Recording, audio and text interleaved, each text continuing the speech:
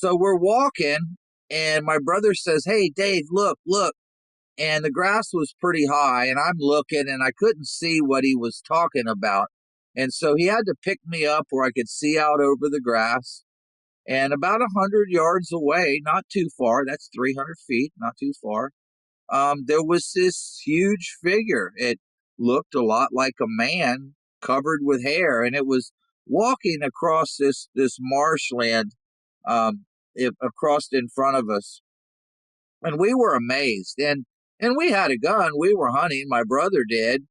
We didn't even think to shoot it or anything. We just kind of watched it in amazement, and then we turned around. We didn't hunt anymore. We weren't going that way, but we turned around and hightailed it back to the house and told my mom and dad what we had seen, and it was the talk of the town for quite some time.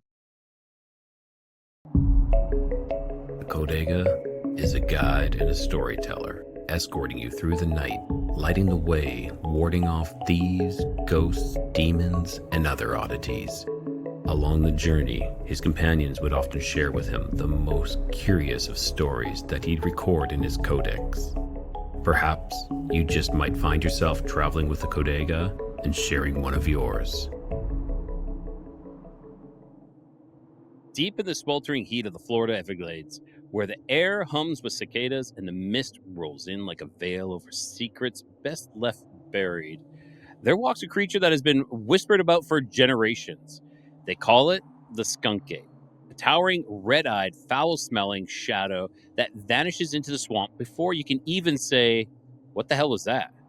But tonight, we're not chasing blurry legends or echoing folklore. Nah, tonight we're speaking with the man who's been tracking this beast longer than most of us have been alive.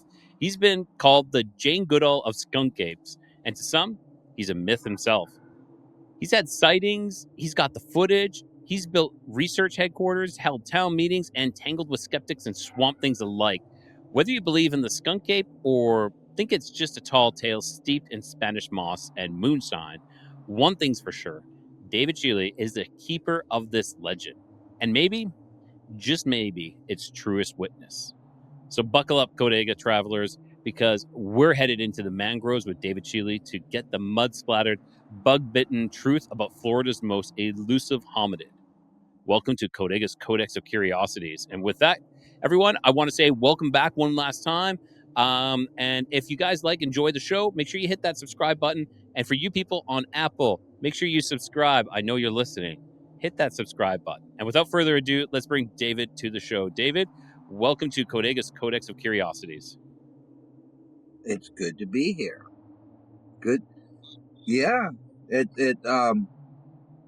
I'm pretty remote right now. I'm getting ready to do a little bit of research, and so You're I'm you're hoping right that on we've the got. you're right on the edge, right? Right on the edge of the Everglades right now.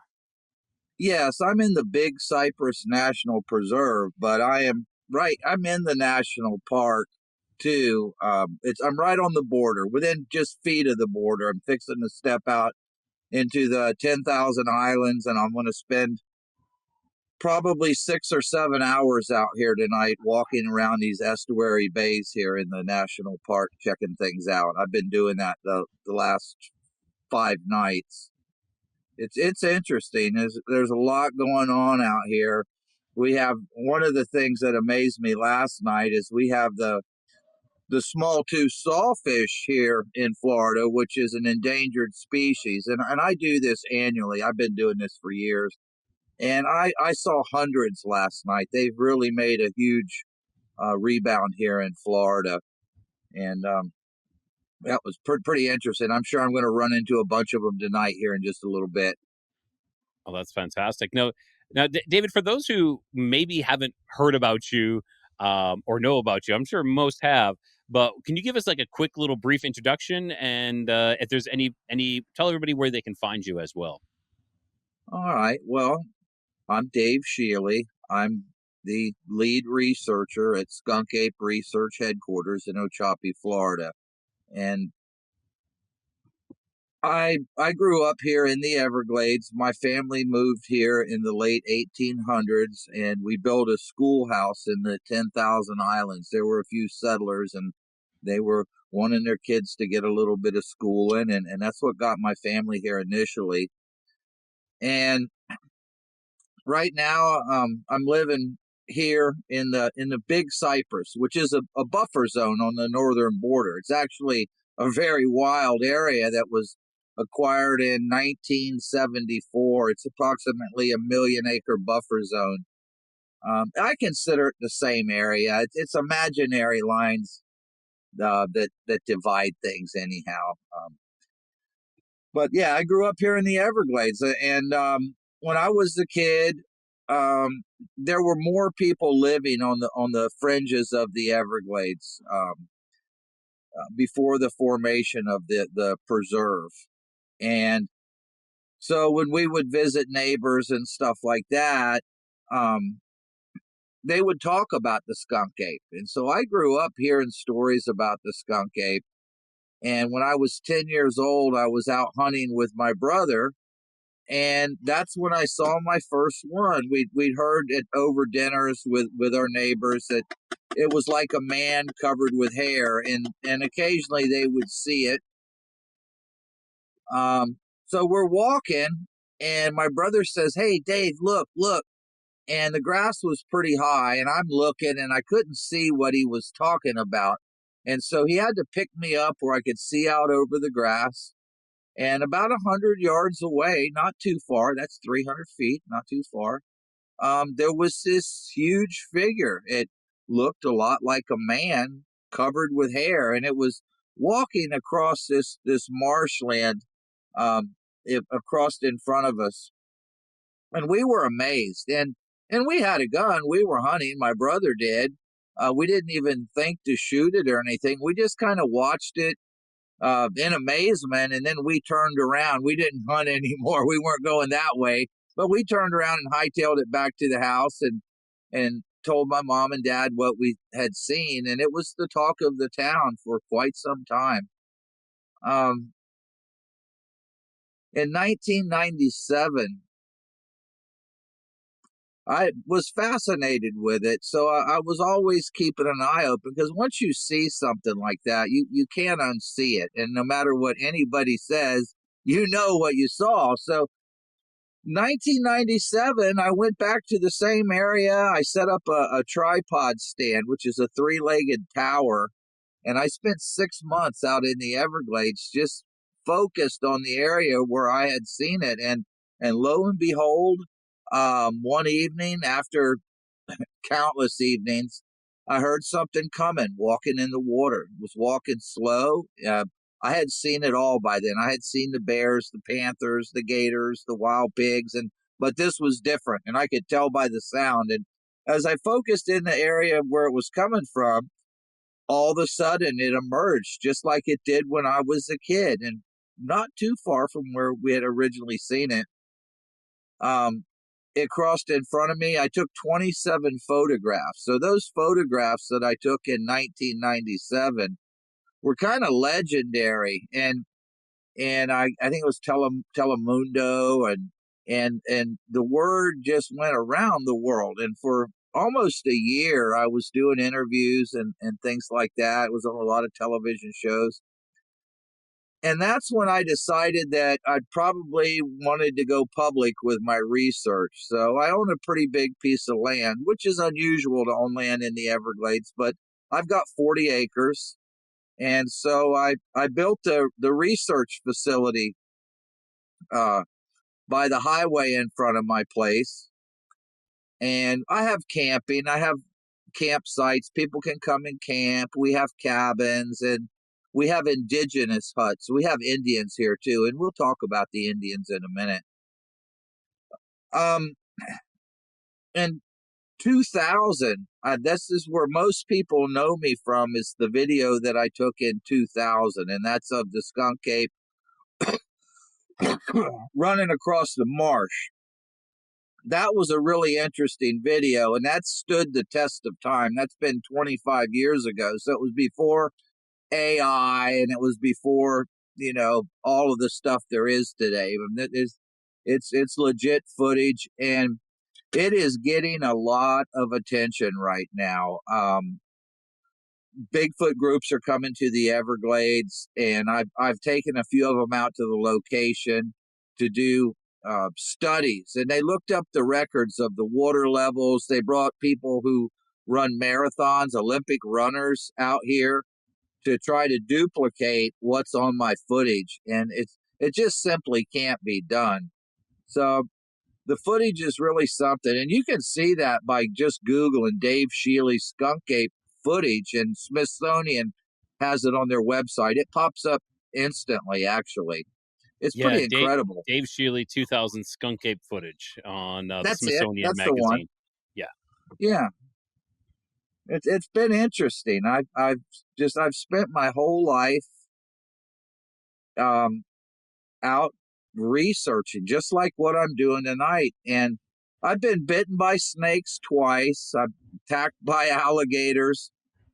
Sharks are a real issue here tonight. I've got on heavy snake boots, which sharks can't bite through, but it's still unnerving when they come by. And there's just an abundance of wildlife down here. I caught a python. I see pythons all the time. There's python hunters, and they film television shows here about the pythons in the Everglades. I'll probably see a python tonight. I don't like to kill things. I'll be honest with you. I'm a hunter. I'm a big hunter. I'm a fisherman, but I'm just getting old. I don't like to see things die. But I caught a snake, and I put it in a cage, and it grew to be the largest snake in the world. I don't know if you heard about that, but so I've had the largest snake in the world here at my facility, and it just passed away from old age about 6 months ago. So it was kind of devastating. But I find a lot of stuff out here. My snake was 26 feet long and weighed 350 pounds. Yeah. Yeah, it was a monster. It almost killed me when I found it. It was getting ready to bite me right in the face when I looked up. Well, it was smaller. It was only 18 foot at the time, but you just run into a lot of incidences out here. We have indigenous tribes that live here in the Everglades. We have the Seminole Indians and the Miccosukee Indians, and those are my friends. That's who I hang out with the most. Um, they have legends of the skunk ape and stories, and of course they sit me down, and I've heard their stories back 200 years. That's the way they live. They don't do a lot of writing things down. They have verbal records, and I've been real blessed that way. It's been a really good relationship that I've built with them. They were very poor people growing up. Today they're a Fortune 5 company, and they're still simple, good-hearted people, but they're doing better today. God bless them. They've had a rough time. for sure. And yeah, I talk about that, how we pass down stories through like our verbal traditions, and it was very common with the Native people. I was associated with, and have friends with the Blackfoot community and the Métis up in Canada, and it's like the stories they pass on are quite legends. They're something to listen to and to learn from. Now, David, I want to go back to your first encounter when you were 10 years old. I'd like you to, if you can describe a little bit more about this, about the skunk ape, like if you can get into more details and how it was moving, maybe if there was that odor with it, the eyes, if you could, or what did you exactly see? Yeah, I got you.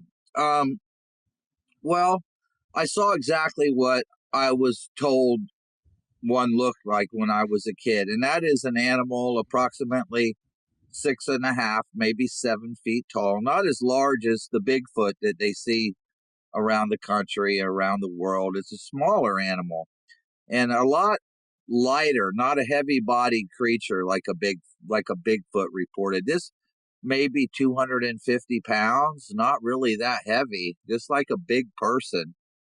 Um, I have quite a track collection. I've been out a lot. I'm out so much in the woods. When I tell people the time I spend in the ground I cover, it sounds braggadocious because I literally cover thousands of miles on foot here in the Everglades each year. Um, I've got about 200 tracks in my collection, and what's unusual about the tracks that I collect here in the Everglades of the skunk ape is that they're a four-toed track. They're not the five-toed Bigfoot tracks that people are finding around the country. And I often thought that maybe there's a fifth toe I wasn't picking up, but I have enough tracks and enough evidence right now to say this clearly just four toes.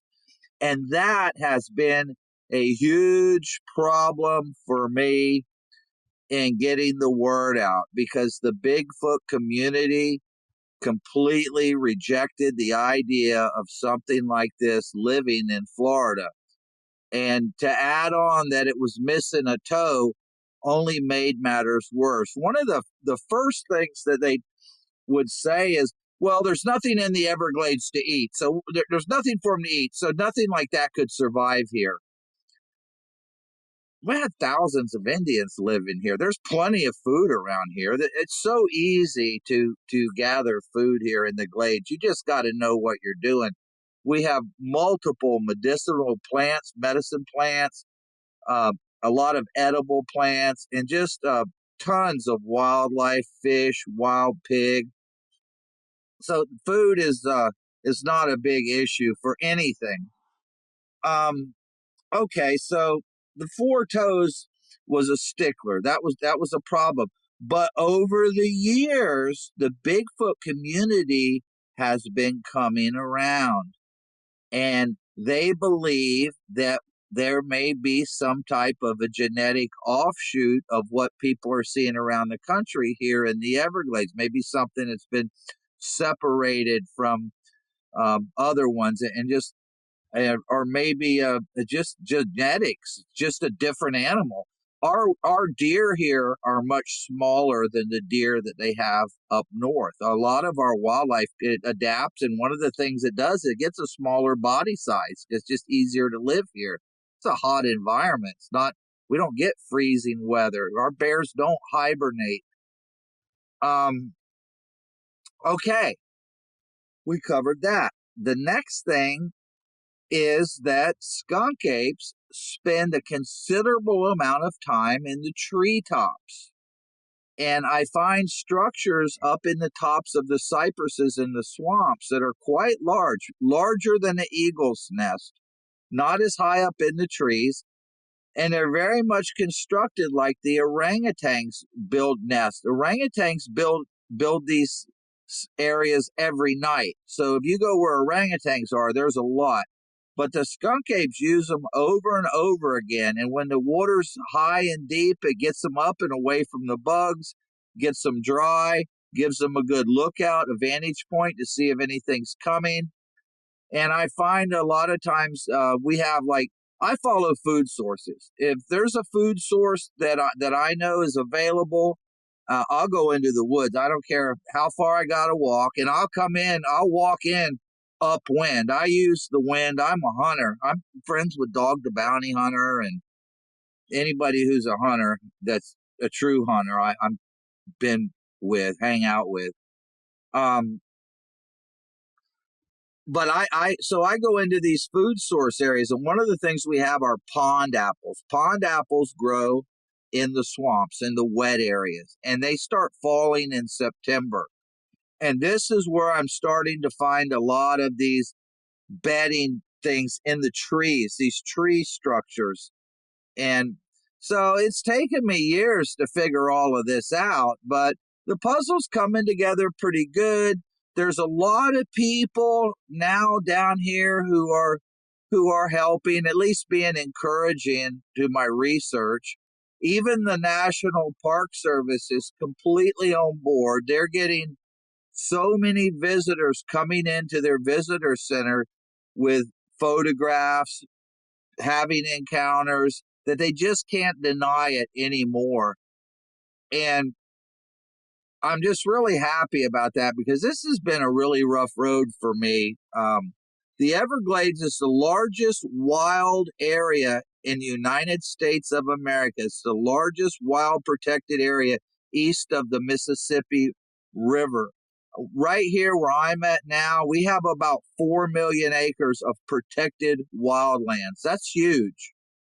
Um, it wasn't that long ago that people thought that the mountain gorilla was a myth. You see these uh, illustrations of the Roman Empire and the gladiators, and they're killing elephants and lions and all this crazy stuff, but there's no gorillas there. They didn't even know gorillas existed. So to think that we have a species here that really hasn't been identified or recognized yet is not that big of a deal. The locals who live with mountain gorillas knew they existed, talked about them all the time, but the rest of the world was clueless. And they just denied it all up until the point Yeah. where they couldn't. Now, I could. Are you working with like park officials now? Are they referring people to you or anything along that line? Because I Oh, know. definitely. Okay. Yeah, they even brought in. They thought this was about 5 years ago. Once they started getting the reports, and the reports that they get are visitors coming in who are aware of nature, aware of wildlife, and they are reporting uh, escaped chimpanzees. A lot of the reports are we saw a large chimpanzee and we know that they're not native here, so we stopped in to report it to you. And that's when they're made aware that they may possibly have seen one of these skunk apes that we have. So, yeah, I am working with them. They brought in researchers from Indonesia about 5 years ago. I met with them and they spent about 6 months out here in the Everglades looking for signs of orangutans. And they weren't unable to do that. And I did take them to one of these structures that I had found initially when they got here, and they were very impressed with it, but said that the construction would easily hold an animal as big as an orangutan or larger.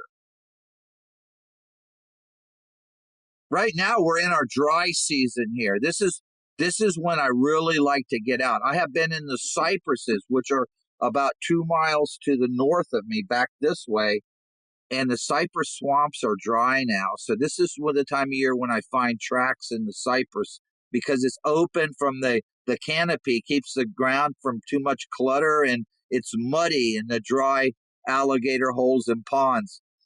Um, but I didn't find a lot of tracks this year, but that's okay. You don't always find them. But they also, this time of year, venture down here into the national park in the 10,000 Islands, where I am right at this moment. And I'm just feet from the beach here. I'm going to get out on the beach and start walking here in the national park, looking for tracks. And I'm going to do this for hours tonight. They'll get down, and the tide's falling right now. I know we had talked about this interview, and I told you I follow the moons, I follow the tides. You have to in order to navigate this, and it also affects the wildlife. And a lot of people think that you go fishing and you catch fish, but I'm telling you, I know I'm here. The moon has such a huge influence on wildlife and that it's incredible. It's almost like a light switch. And once you understand those things, the world comes alive out here at night. It's all about being there at the right time. I've been standing out here and say, well, there's nothing going on, nothing's happening here. And then 5 minutes later, it just comes alive. We've got the manatees here, the porpoises, the sharks. We've got bobcats, panthers, black bear, wild pigs. All of that's right here where I'm at tonight, and more. Pythons. I find several pythons, but I don't. Like I said, I know they're exotic. They're not supposed to be here, and they're trying to catch them all. But I just don't like killing things, and it's dangerous. They get one of them wraps around your neck, and you're goofing around with it. It can kill you, especially by yourself. So I don't look for trouble. I try to just stay away when I see something. I just walk around it. Fair enough. And Hey, a friend of I can mine agree got with that. ate by a bear the other day, and that's some. Wow, did you hear about it? No, I did not. Fill me in on Yeah, that. it was the first black bear attack in the state of Florida, fatality that's recorded. They've been recording it for like 100 years. So it's the first recorded one. It went right in his house. It jumped in his bed and drug him outside into the woods and ate him. And they killed. They flew a drone for like a 4 mile square area to try to locate the bear that ate him. And there were 200 bears in that small of an area. Isn't that crazy? Had so many bears. There's so many. But the That bear is ate him, ridiculous. and they What? cut the bear open and found the DNA of my friend inside of him. So we're going through some sad times out here right now. My neighbors and all dealing with that. This is only last week this happened. It went right in his house and drug him out of bed. He was 89 years old, so he couldn't fight it off too much. Okay, I heard about that. I actually did hear about that. Now, isn't that kind of, are you a little suspicious about that? Like the bear entering into a house, going into the person's bedroom, pulling them out, and then eating them. That sounds really very bizarre. Like I've been a hunter as well, and I know how bears react. But for me, that's very, very bizarre. I know you said the DNA, they found the DNA within the bear, but nonetheless, that those actions are extremely rare and Yeah, bizarre. a lot of people in the Bigfoot community contacted me about that and said, Dave, this doesn't sound right. But in all honesty, bears have entered people's mobile homes and killed them up north, like in Alaska and stuff, the more aggressive grizzlies. And I didn't want to throw that out there in the mix because it just hits so close to home. But I will agree with you. It is very unusual, the circumstances. And now they are saying there were multiple animals eating the body. In about 2 hours, they consumed the whole body. All that they found was the hip bones underneath a pile of leaves. And they said this is too much for one animal to eat. But they killed 3 bears, and only one of them had the human DNA in it. So there's no telling what happened. And he's a friend of mine, and I'm friends with the family. Their grandkids come to the house and all. And out of respect for that, my daughter-in-law went over to comfort them, and I've seen them in passing, but I haven't sat down yet because there's still fish and wildlife officers at their house. It's incredible that they're still there. Um, but I'm gonna talk to them more about that and find out more details. I just figured I'd let a little bit of time pass. The boy's grandson grew up in my house. That's how close I am. It's like family kind of. So it's sad, really sad. Extremely, yeah. That is, it's a horrific freak accident of sorts. Like, Yeah, and like and you said, yeah. Go ahead. 3 days later, a lady that and her husband are out in the canoe, and she goes over the side over a gator, and the gator kills her. So we had 2 fatal animal attacks here in Florida within 3 or 4 days of each other. And these were people who weren't even out. And like, I'm out tonight. I'm telling you, when I was a kid, I'd run through these Everglades barefoot like a deer. I never thought about ever anything happening. But they've brought the Texas cougars here. And so now we have these giant Texas cougars, which are known to attack and, in fact, have attacked people here in Florida. It's just such a program. There's so much money, they cover it up. It's actually a young man was killed about 6 years ago that they said it was an abduction, but I know better than that. I know what happened. It wasn't an abduction. It was killed by one of their cougars. They'd do anything to save the program. That's sad. They would let a family believe that their kid was abducted. Um, yeah, I went to the police with it, and I had the report changed to possible panther attack, but it was a panther attack. So that's like tonight. Like, I'm getting ready to go out now, and I got some rest, and I drank. I don't drink many, but I drank a Red Bull, so I'm talking loud, and I've got my Red Bull in me. I'm ready to run. Um, But I stepped, I'm looking at the water right now. I stepped on a stingray about 10 years ago when I was out doing this. And I didn't come out of the woods for 4 days. I couldn't walk. I was in agony. And like I said, I saw a lot of sawfish, but we've got thousands of stingrays here. I mean, it's like landmines everywhere. And so I think about that, and I'm getting older, and the possibility of me, because this is hot, humid. I could overexert myself. I could have a heart attack here, and I go do this with the tides falling. So if I were to pass out or something, and then the tide come in on top of me, I would be eaten. Nobody would know what happened to me. I would just not be here tomorrow. That's how remote I am right now.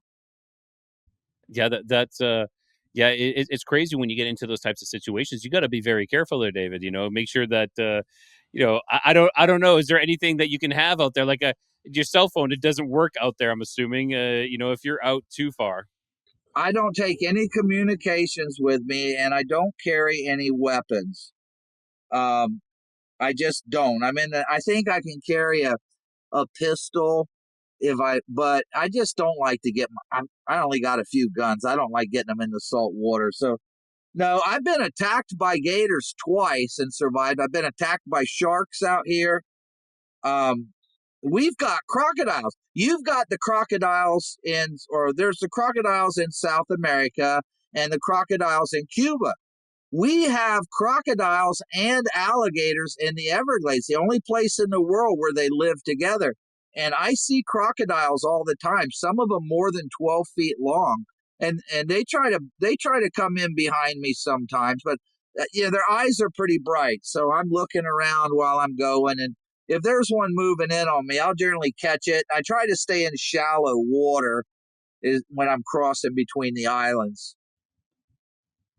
Wow, that's quite the adventures that you go on here, David. Like, tell me a little bit about those alligator attacks. Was it something pretty severe, or was it lunging at you and you were able to evade it, or did it actually bite you, get a hold of you?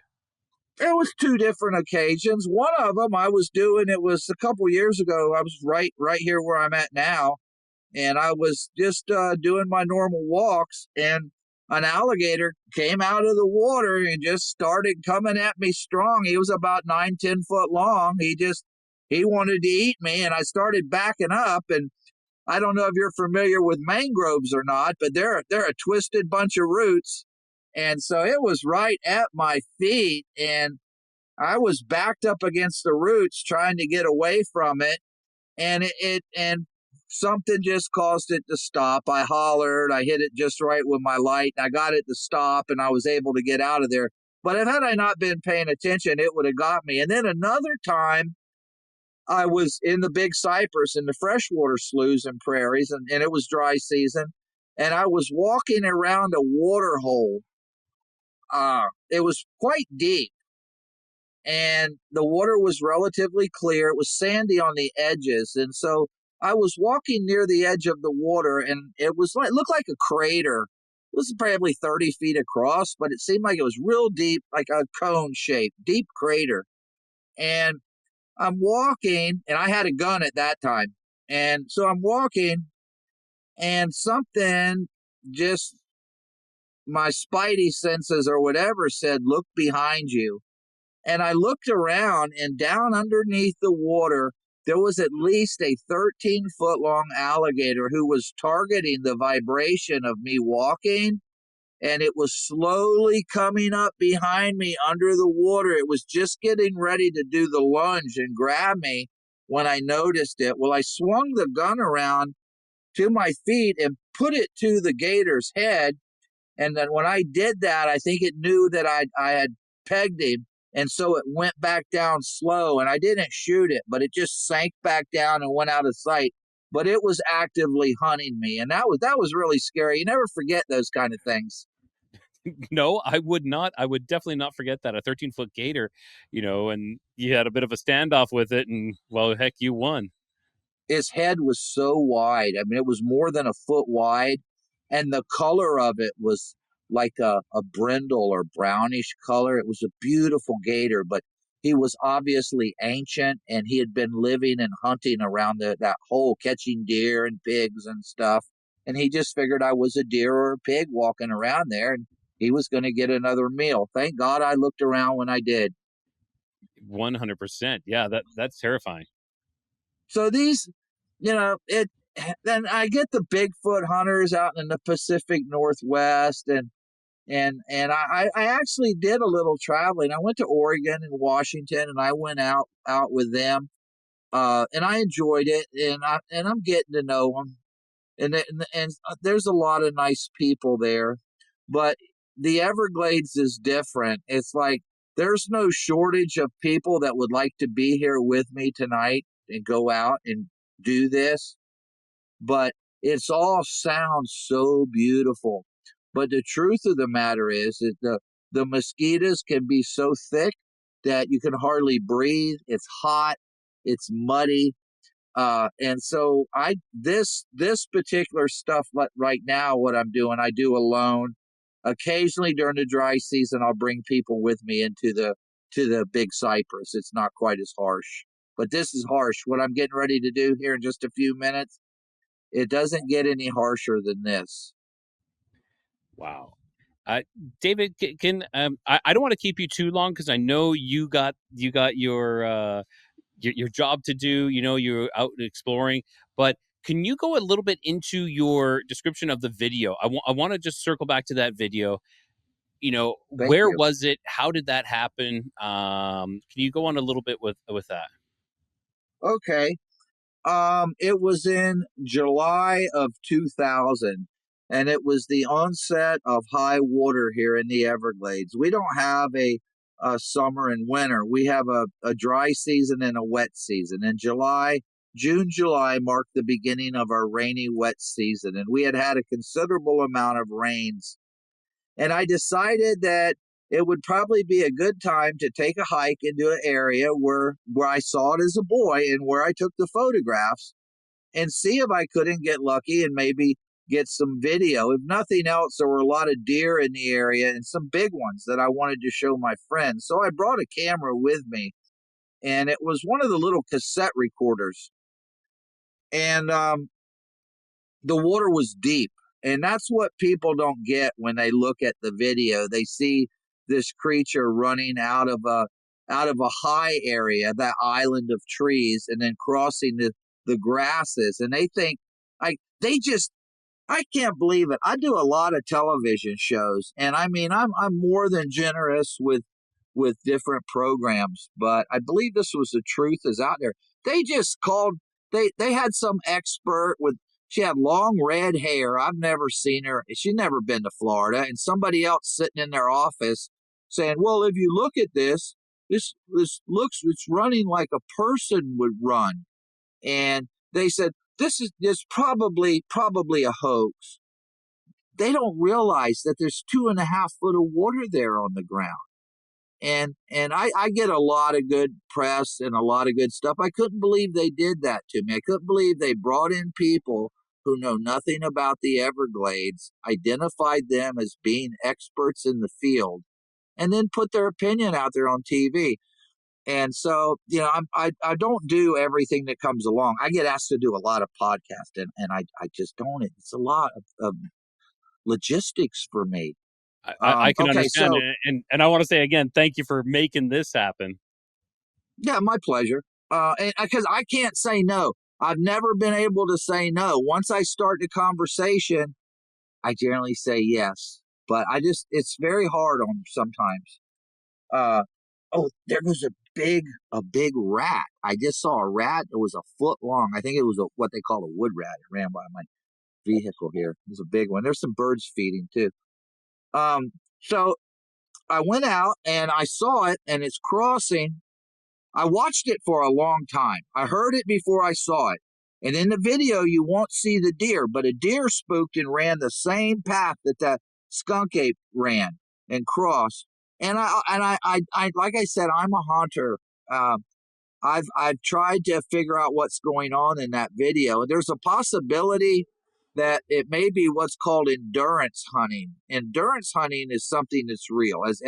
As humans, we can actually outlast a deer. Deer might can run fast, but we can go fast. We can go longer and more steady.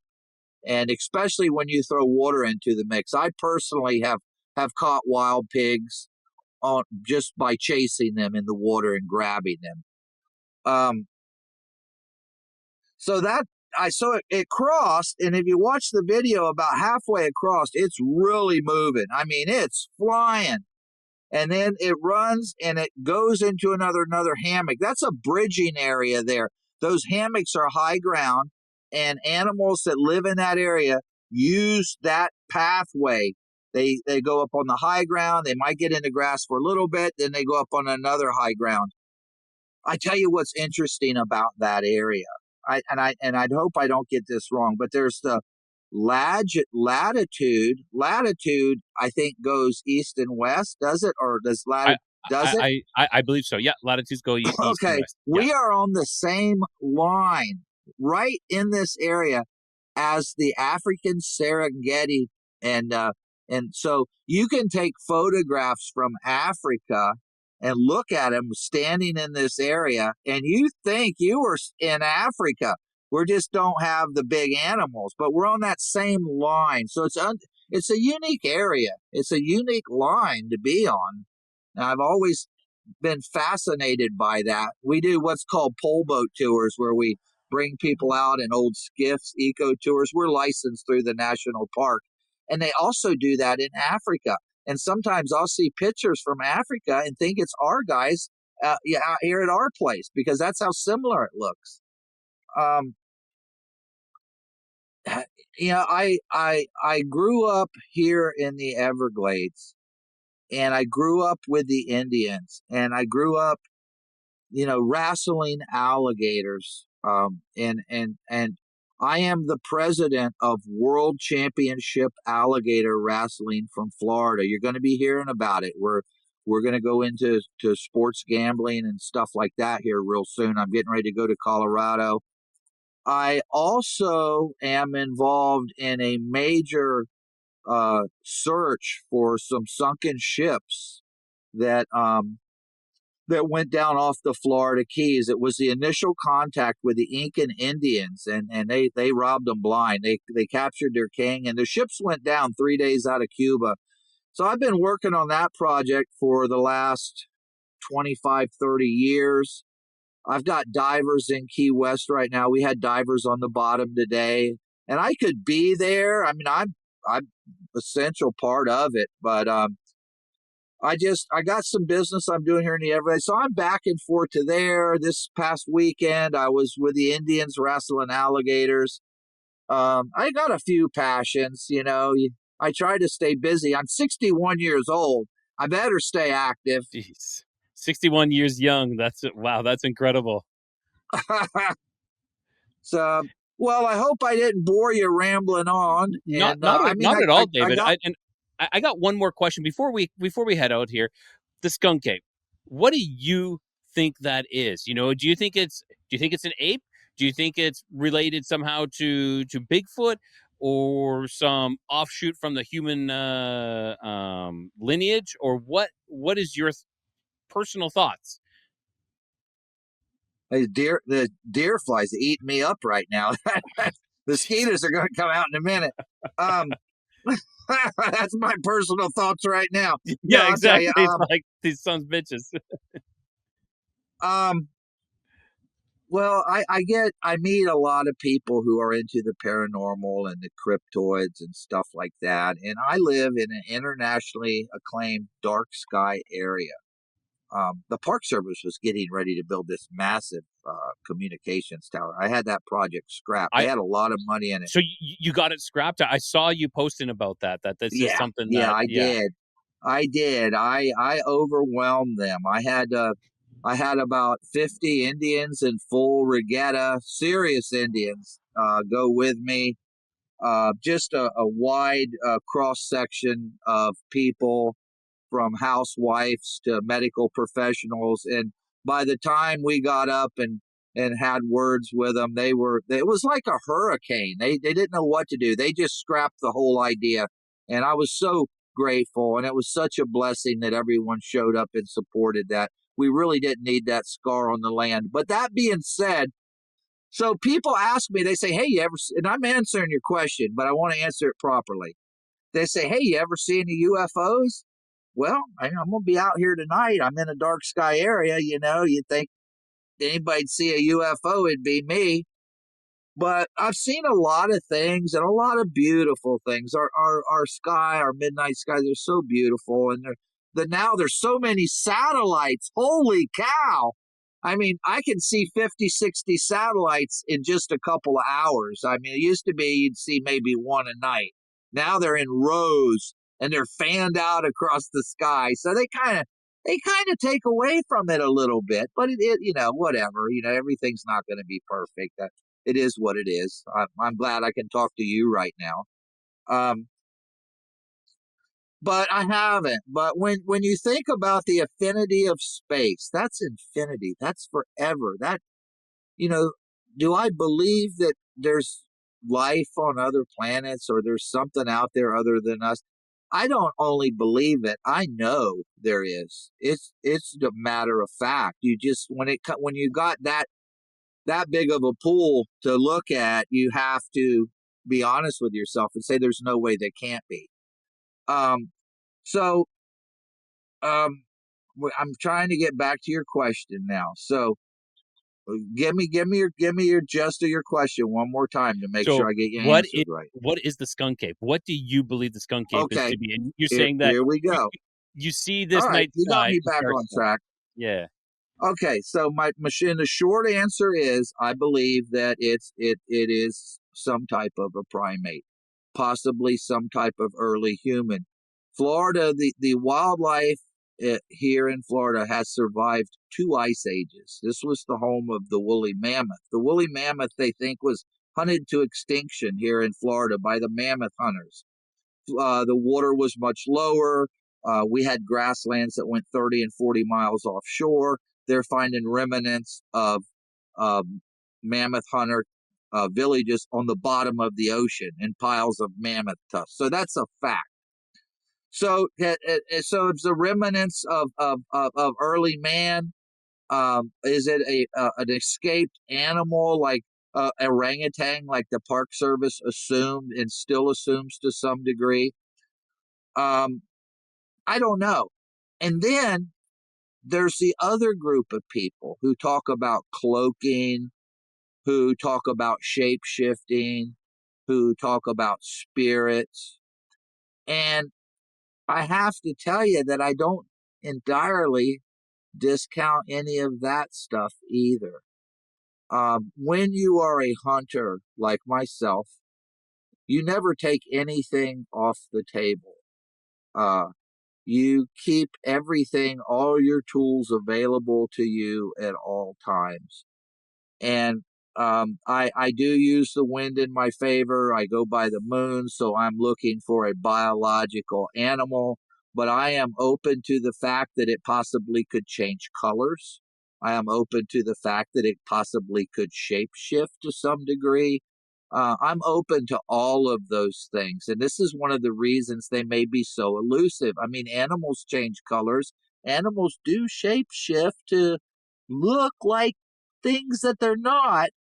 So, in being open minded, I have to believe all of that. But in the bottom lines, I believe it's some type of a primate. I agree with you wholeheartedly. I don't think we can discredit and throw anything away. You can believe much more in one area, but I still feel that there's too many other credible witnesses that have had these other experiences that you can't just throw them away. You're like, okay, I'm just going to keep those on the side. Maybe I haven't experienced that. Doesn't mean that it can't happen. And I agree with you with animals shape shifting and changing colors, like the cuttlefish, the squid, octopus. Those creatures, I know they're in the ocean, but those creatures can easily do that. And so what's to say there's no land animals that can do that as well? Absolutely, absolutely. They say, I mean, they say that man came from the sea, that we came from the sea, and if you believe in evolution, and so for us to bring those traits with us onto land. Uh, it would definitely, would be something that's real. We would expect that. Okay, well, are we good? I think we're good there, David. I want to say thank you so much for coming out. And is there anything you want to plug before we, call this a night? Just Skunk Ape Headquarters. If you're in the Everglades and you want to camp out and check things out, you can look up Skunk Ape Headquarters. We got a little bit of everything there. Fantastic. Thank you, David, so much. And just hang out in the green room until I finish up here, and then we'll have a chat after the end of the show, okay? Okay. All right, everyone. That was David Shealy. And, whether it's a flesh and blood creature skulking through the sawgrass or something stranger that slips between dimensions or perception, the skunk ape has found its voice in David Shealy. Love him or doubt him, David isn't just chasing legends. He's preserving them, living them, and inviting the rest of us to take one cautious step deeper into the unknown, deeper into the Everglades. From the depths of the Everglades to the outer edge of belief, this has been another descent into mystery with me, Rye the Codega. Now, don't forget, every tale holds a truth, even the ones that stink like sulfur and wear size 18 footprints.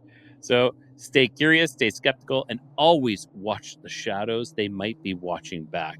And until next time, keep your curiosity wandering, keep the light lit, and always find your way home.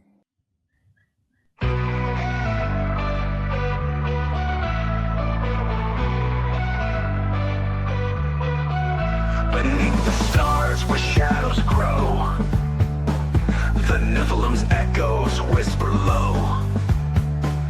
Bigfoot roams through the forest deep, and Dogman prowls where the brave won't sleep. Across lost history we wonder why, seeking the truth that time tried to hide.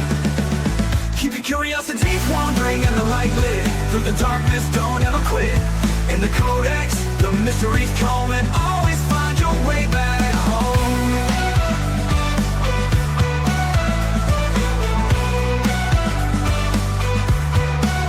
UFOs streak through the velvet skies.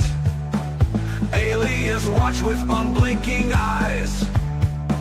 The paranormal hums where silence breaks. In the void of secrets, a lantern wakes. Through hidden realms and stories untold, the cold gas flame is the light to hold. Keep your curiosities wandering and the light lit. Through the darkness, don't ever quit. In the codex, the mysteries come, and always find your way back home.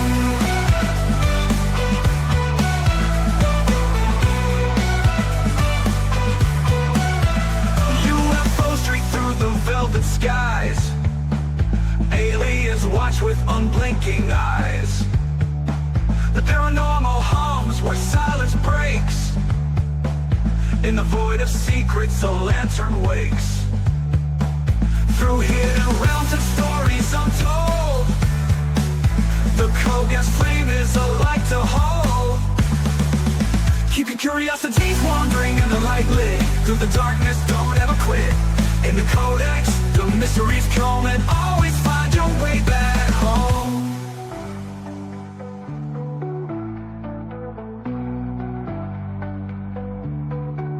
Legends rise from the Earth's deep core, a lost legacy we can't ignore. With every step, the veil grows thin, revealing worlds where the strange begins. Keep your curiosities wandering and the light lit. Through the darkness, don't ever quit. In the codex, the mysteries come, and always